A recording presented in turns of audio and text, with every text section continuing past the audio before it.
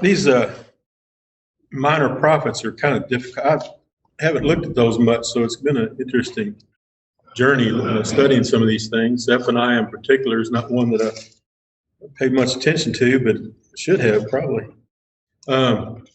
Best way I knew how to go through this is pick out the things that interested me, and I hope they interest you as well, and go about it that way. So we'll see how this works out. I want to look at Zephaniah 1, just as a way of introduction. The introduction to this book's similar to the other ones that we've previously gone through. I don't know if it was me or somebody else. Okay, sorry. So I'm not going to spend a whole lot of time on who was around and all that kind of thing, but I do want to point out a few things that I thought were relevant. It's interesting in the commentaries on Zephaniah 1. Let me just read part of that. He says, "The word of the Lord that came to Zephaniah, son of Cushi, the son of Gedaliah, the son of Amariah, the son of Hezekiah." Several of the commentaries pointed out that what's unusual about this introduction to Zephaniah himself is he traces it back four generations. I think he's the only one that does that. Most of them just maybe one generation or two. And there's a little bit of a disagreement among the scholars about if this is Hezekiah the king or another Hezekiah. The kind of what I landed on, why would he trace it back to Hezekiah if it wasn't the king? It seemed like he's trying to trace his lineage to kind of let you know who he is, but I don't know. If he does trace it back to Hezekiah, it's 100 years previous to his time. If not, I don't know that it truly matters to our study, but I thought it was interesting.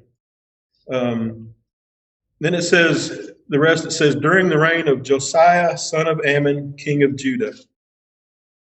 Josiah. Who was Josiah? Anybody know anything about Josiah? He was the last good king of Judah. The last good king of Judah. And what's interesting about Josiah's reign, he became king at 8 years old. You got any eight-year-olds in mind?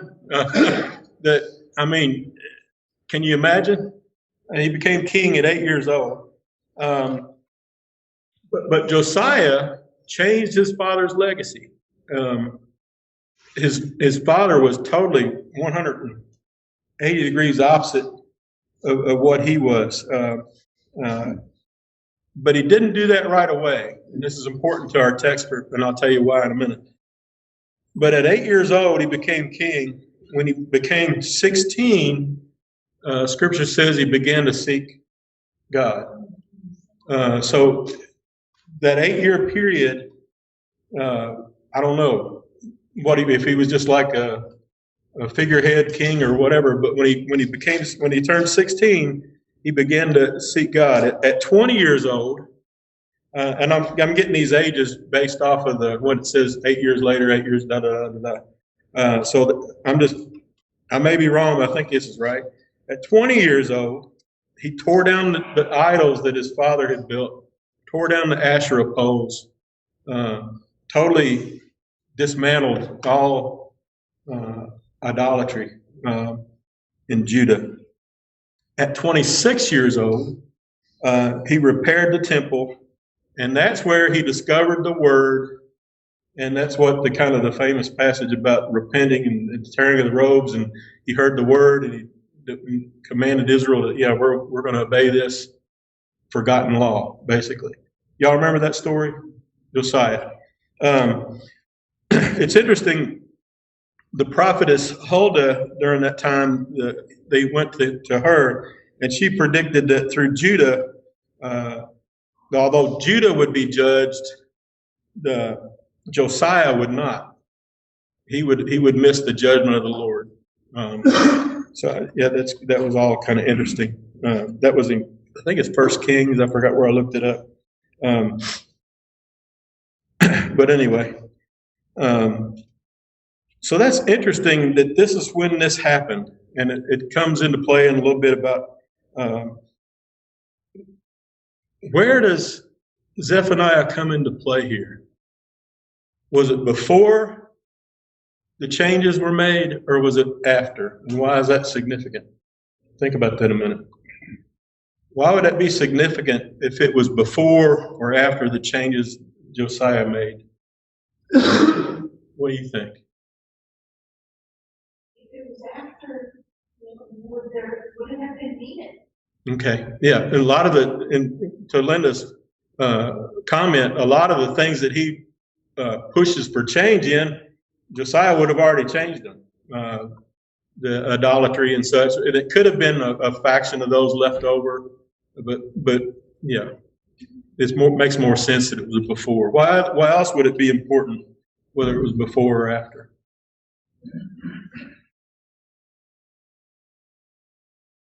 Could it have been that the warnings that Zechariah was giving could have played a part in the reform? Could it have been that Zephaniah is the one that changed the heart, helped change the heart of the king? You know, so it's interesting discussion and thought about when this happened, but we're not really told. But it's interesting to think that somebody could have an influence on a nation by what they're saying in their prophecy. Does that make sense to everybody? I thought that was interesting. The next thing that I thought was interesting was the next few verses. I don't want to read all it. Well, I'll read this part. Tell me what you think this sounds like. This is from the Lord. I will sweep away everything from the face of the earth. I will sweep away both men and animals. I'll sweep away the birds of the air, the fish of the sea.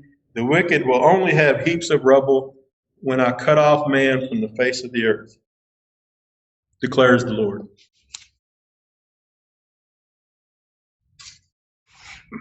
That's just part of it, but it does. Sounds like the flood, doesn't it? But what do we know about the flood? He said, I'll never do that again. So what do you think? Why is this here? What do you think this is about for this purpose? That was an interesting discussion in the commentaries. Is he talking about total annihilation?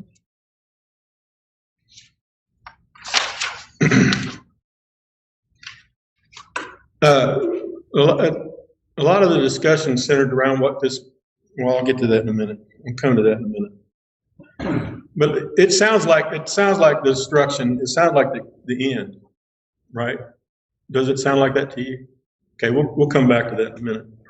I want to talk a little bit about what was it that Judah was involved in that was causing this these feelings about this reaction from the Lord about the sins that they were committing. And this is found in our book, Jack Lewis. Yeah. And I thought it was really good to share. He shared 5 things that the people, if you were to summarize passages in Zephaniah that the people were involved in, that were causing this reaction. And syncretism is one. We've already talked about that in relation to some of the other prophets. Anybody remember what syncretism is?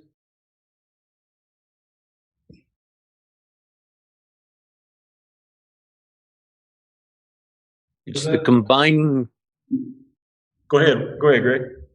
It's the combining of two points of thought, and sometimes the 2 points of thought are contradictory on their own. But Sometimes totally against each other. Yeah. Go ahead, Greg. Did I cut you off? No. It's hard to know when somebody stopped online. In That this case, it was religion that they Yeah. were combining, the worship of God and then whatever else they could come up with. Worship of God and the worship of Baal, and we'll get to that in a minute about what that was. That is in verses 4-6. I'll stretch out my hand against Judah, against the residents of Jerusalem. I'll cut off every vestige of Baal from this place. The names of the pagan priest, along with those who bow and worship on the rooftops, to the stars in the sky, those who bow and pledge loyalty to the Lord. So they're pledging loyalty to the Lord, as well as to Baal, as well as to the stars, as well as to, and we'll get to that in a second here. The second thing they're the Baal, astral worship, Moloch, and the Lord. They're putting all those together. You can't do that. Why? You shall have no other God. No other gods before me. You don't just tag God on the end of something else and say, well, "Yeah, I'm a believer." It doesn't work that way. But anyway, the second thing he points out, the author Jack Lewis points out, is the wearing of foreign apparel and leaping over the threshold, and we'll get to what that is in a minute and why that's important. 8 and 9. On that day of the Lord's sacrifice, I'll punish the officials of the king's sons, all who are dressed in foreign clothing. On that day, I'll punish all who skip over the threshold, who fill their master's house with violence and deceit. I looked up the threshold deal. 1 Samuel 5, beginning verse 1. After the Philistines had captured the ark of God, they took it from Ebenezer to Ashdod, where they carried the ark into Dagon's temple and set it beside Dagon. When the people of Ashdod rose early in the next day, there was Dagon fallen on his face in the ground before the ark of the Lord. It's kind of a funny story. They took Dagon, put him back in his place, but the following morning they rose, and there was Dagon fallen on his face on the ground before the ark of the Lord. His head and his hands had been broken off and were lying on the threshold. Only his body remained. In this verse 5, that is why to this day neither the priest of Dagon or any others who entered Dagon's temple at Ashdod step on the threshold. That's the threshold reference. It was people who were worshiping or affiliated with this Dagon idol. But the wearing of foreign apparel, was it just funny clothes he's concerned about? I don't think so. I think it's more like maybe the priestly robes or something that it signified the idolatry they were involved in. And then verse 9, and fill their master's house with violence and deceit, the end of verse 9. So fraud and violence were part of the issue that was bringing judgment on the people. And then if you go flip to 3-4, the princes within her are roaring lions. Her judges are wolves of the night, which leave nothing for the morning. Her prophets are reckless, treacherous men. Her priests profane the sanctuary. They do violence to instruction. The righteous Lord is in her. He who does no wrong, he applies his justice morning and morning. He does not fail at dawn, yet one who does wrong knows no shame. So the leaders were violent and they were taking advantage of people. What I got gathered from that. And then what I want to camp out on a little bit, I think is something pretty relevant to our day, even though that's all relevant to our day. I think even more relevant is this next issue in chapter 1, verse 12. At the same time, I will search Jerusalem with lamps and punish those who settle down comfortably, who say to themselves, the Lord will do no good or evil. That's an interesting phrase. The Lord will do no good or evil. There's Have you all heard of the 7 deadly sins? Heard that phrase? It's not in the Bible necessarily, but they're lists of sins. But one of the 7 deadly sins that we translate or we call sloth. When you think of sloth, what do you think of? Slow, laziness. The actual term for that is, I believe it's Greek. I'm not a scholar, but acedia. Listen to what acedia is, how it's described. Acedia is an ancient term signifying profound indifference and inability to care about things that matter, even to the extent that you no longer care that you care, that you don't care. I liken it to a spiritual morphine. You know the pain is there, but you can't rouse yourself to give a care. When I compared the classic descriptions of acedia with the plagues of contemporary society, a toxic, nearly unbearable mix of boredom and restlessness, frantic escapism, including that of workaholism, commitment phobia, and enervating despair. I found the ancient demon of acedia in modern dress. That's by a lady named Kathleen Norris. So acedia, this sinful passion, is like I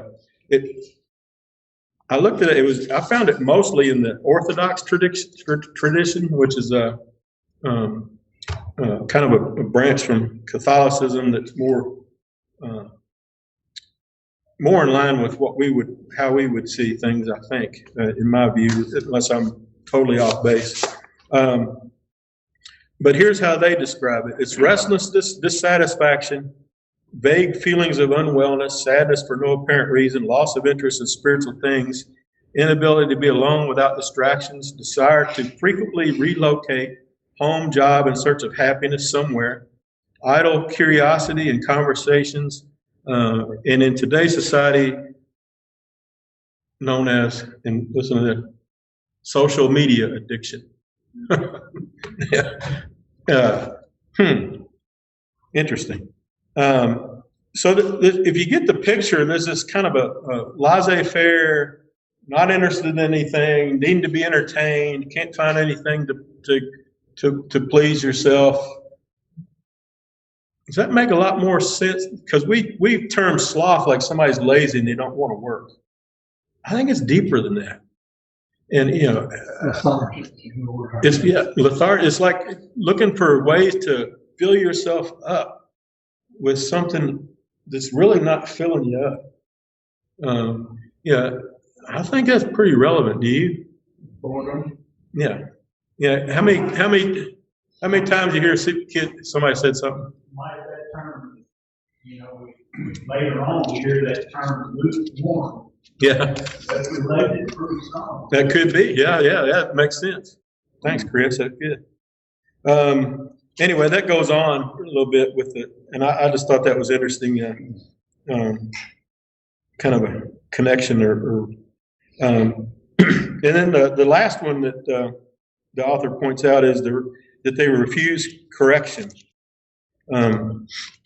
Can't be told something's wrong. 3, 2, and 7. Lord said to Satan, oh, I'm sorry. Man, I got hang on a second.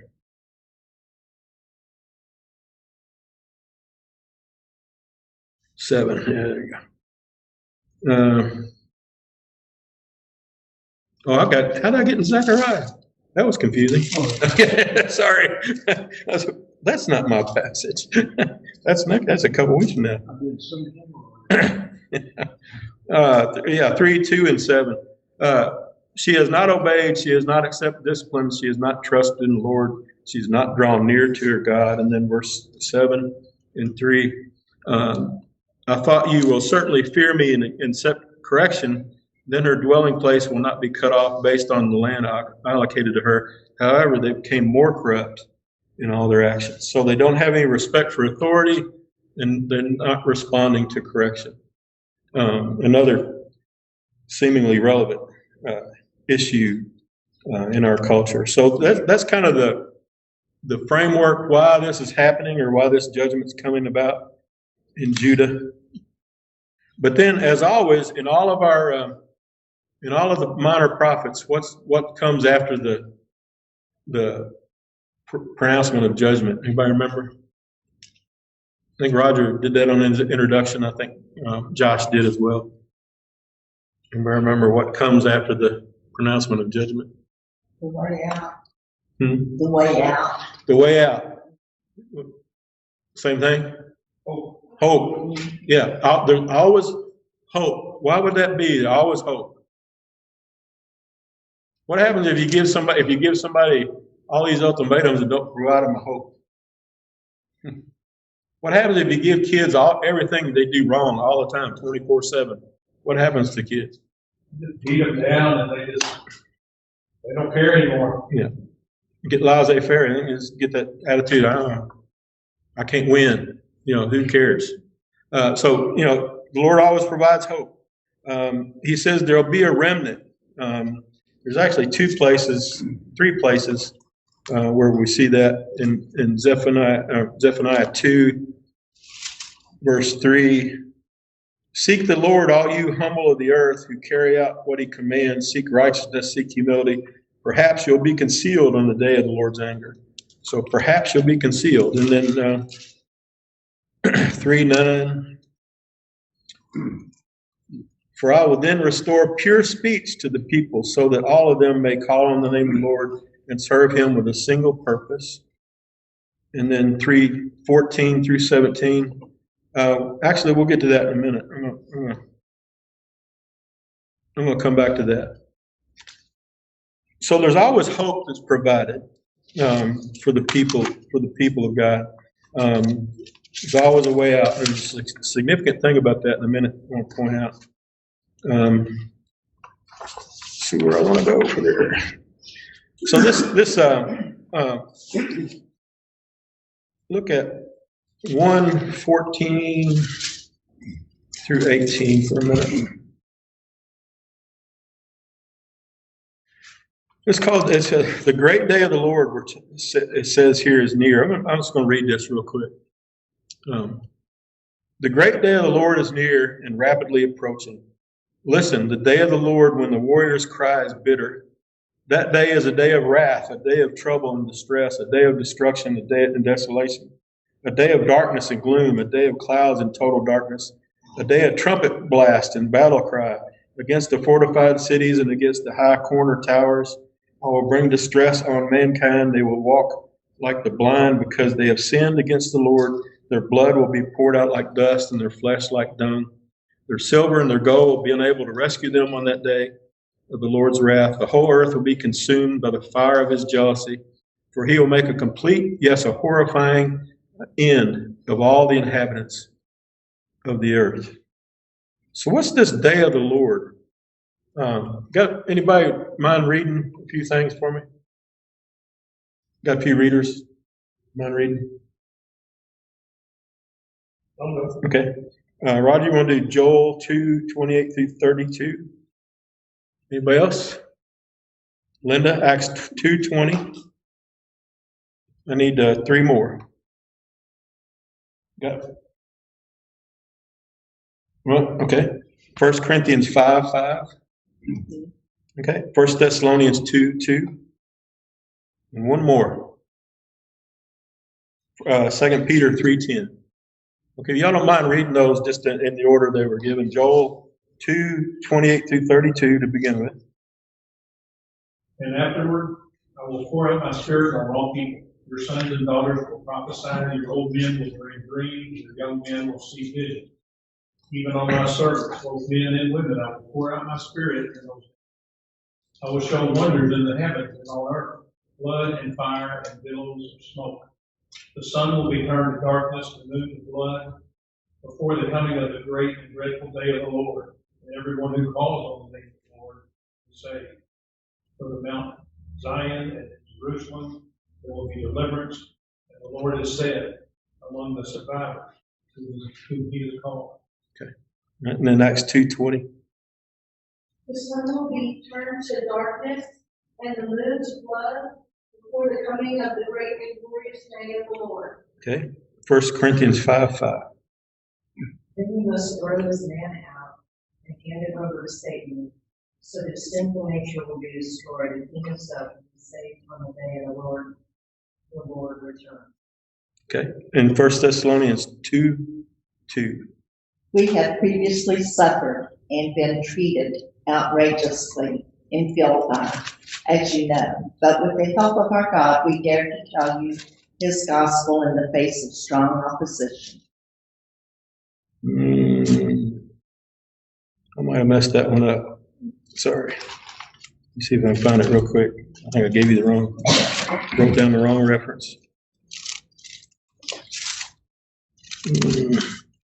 Yeah, I'm sorry. How did I get that? It's 5. Can you read 5? You go ahead and read. Yeah. No, 1 Thessalonians 5, read through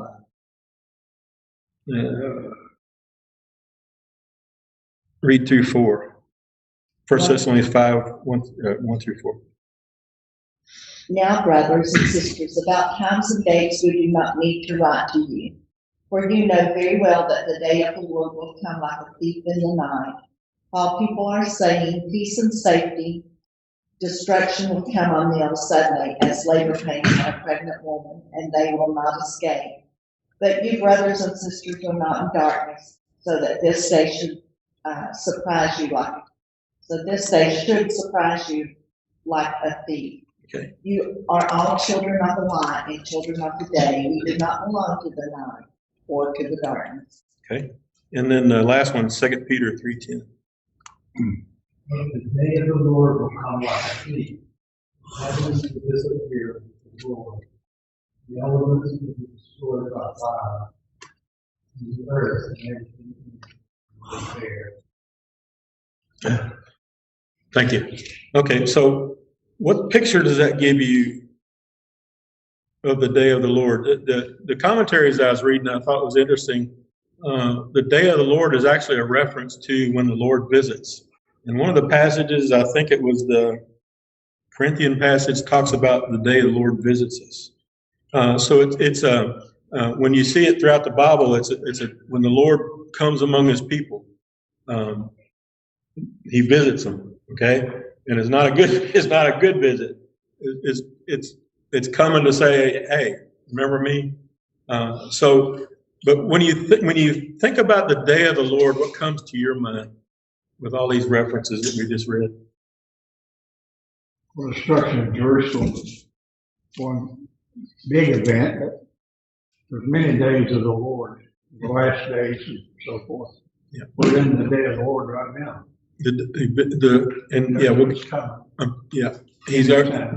It's here and it's coming. I'll get to that in a minute. Good point. Yeah. So, but when you think about the day of the Lord, what most people think about? The end of time. End of times, and we start doing prophecies and all the end of times coming. Good, and that's okay to be prepared, right? And doesn't it say to be prepared? But what do you think our minds should go to? God's in charge. He got this. Bring judgment on sinners. He's got this. Those are unrighteous. Yeah, those that don't have Christ. Yeah.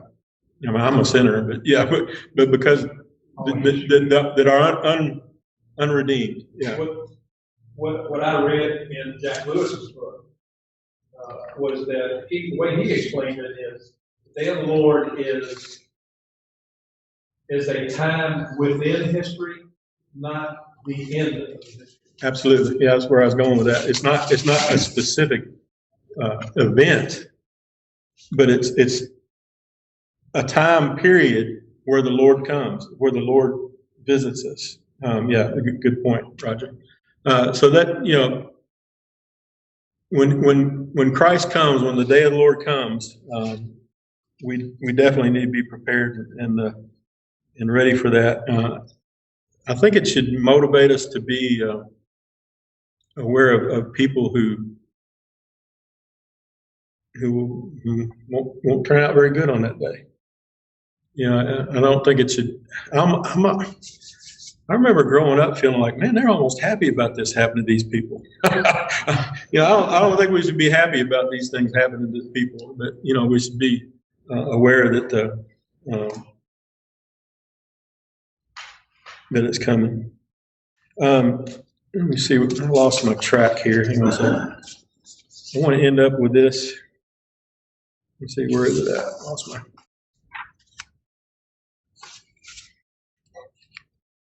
I think it's 3:14. 3:9 is where I'm going. If you want to look at 3:9 for a minute, the rest of Zephaniah, I'm not going to spend a lot of time on, but he talks about judgment on some of the other nations. I wrote them down. I can't remember. Philistia, Cush, which is Ethiopia, and Assyria. Those are the nations that were around them.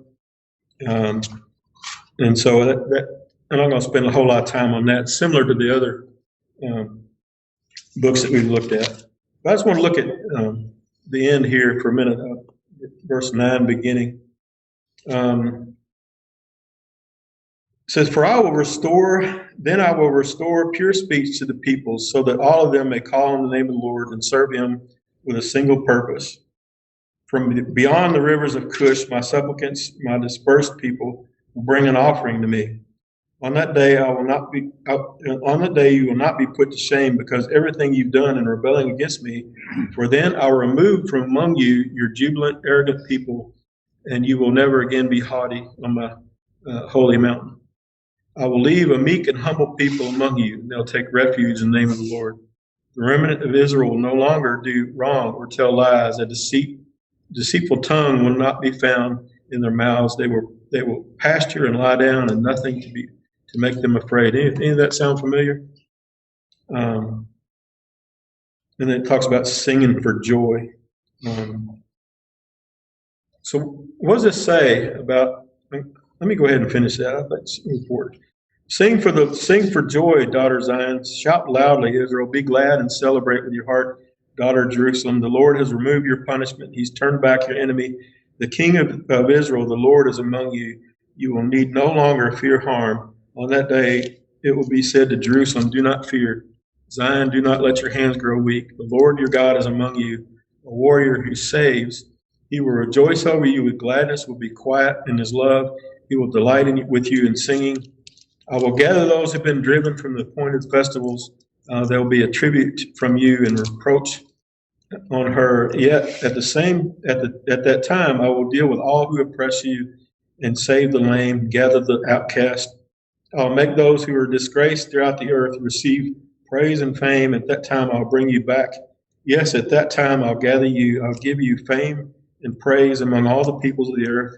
When I restore your fortunes before your eyes, the Lord has spoken.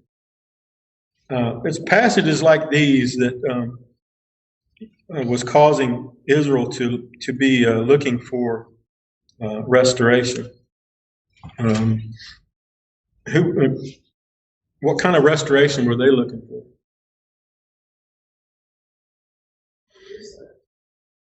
On this earth. Yeah, the physical, the material,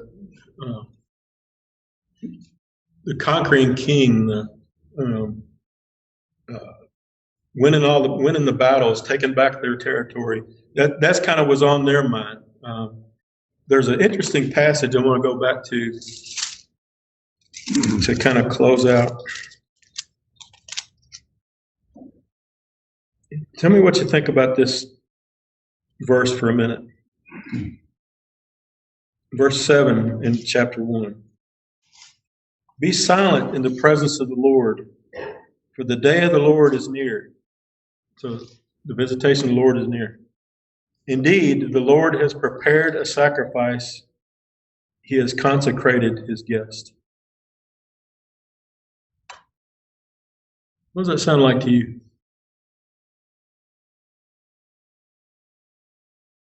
When did the Lord prepare a sacrifice?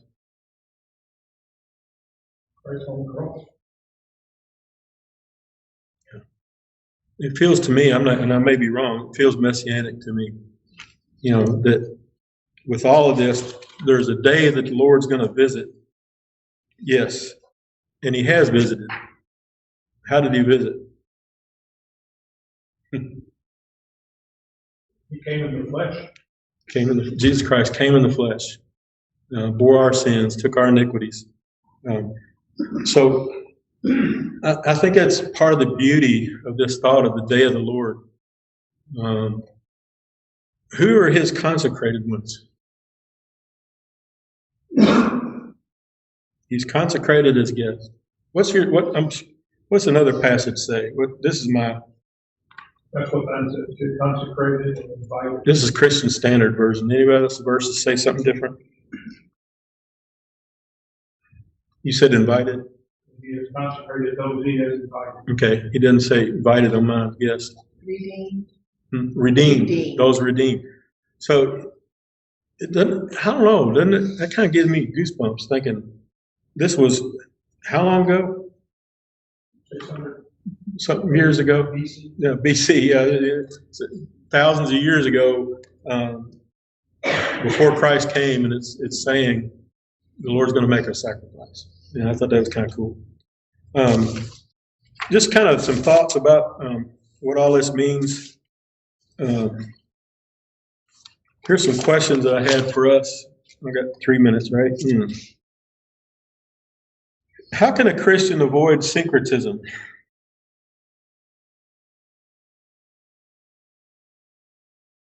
Know the word. Be aware. Yeah. I mean, man, is that not missing in our culture? You know, I think the greatest thing you can give your children is knowledge of the word and ability to know for themselves, because there's so much stuff out there, so much stuff spinning around. I mean, it's crazy how much stuff is lingering out there, different kind of things. Any other thoughts? What are the disciplines for? Prayer, Bible study, worship, you know, the things we think about when we think about discipline. Are they to prove to God that we're faithful, or what are they for? I think it's to change our hearts so that we can know God and submit to him. Some of the passages that come to mind is they'll know my name, you know, or when I call them, they'll know my voice. You know, it's just, you know, if you're connected, what would Larry always say? How do you know a counterfeit? You study the original. I can't remember how he said that, but I thought that's a pretty good way to think about it. What about acedia? How can we avoid that? Boy, COVID got everybody into that, didn't it? All distracted and all, you know. What's it called when you watch 20 shows in a row? Binge watching. Yeah, sorry. I don't know all the terms. But, you know, it's like you got all this free time. Okay? I don't know. You got to be. I think we need to be watchful and wary of And my mother always said, idleness is the devil's workshop. It was interesting. When I was at Lipscomb, I was doing some research on recreation, and there was actually an article in the Gospel Advocate. Can a Christian participate in recreation? You know, that was a discussion they were having. Can a Christian participate in things that have no real value? You know, they were battling over should we not, should we this, you know, and I thought, you know, where does recreation go too far? Like we said, when it becomes a matter, Yeah. Becomes supersedes God. Consuming. Yeah. Addiction. It's easy to get into. Yeah. Or anything. Yeah. I guess I just want to leave us with the hope that this book leaves us with, that we're redeemed by the Lord. When the Lord visits us, it's going to be a day of difficulty and hard times, but he's coming for his redeemed. Does that make sense? I mean, and so we need to help people be redeemed. Does that make sense? Okay. All right. Thanks, guys. Appreciate it.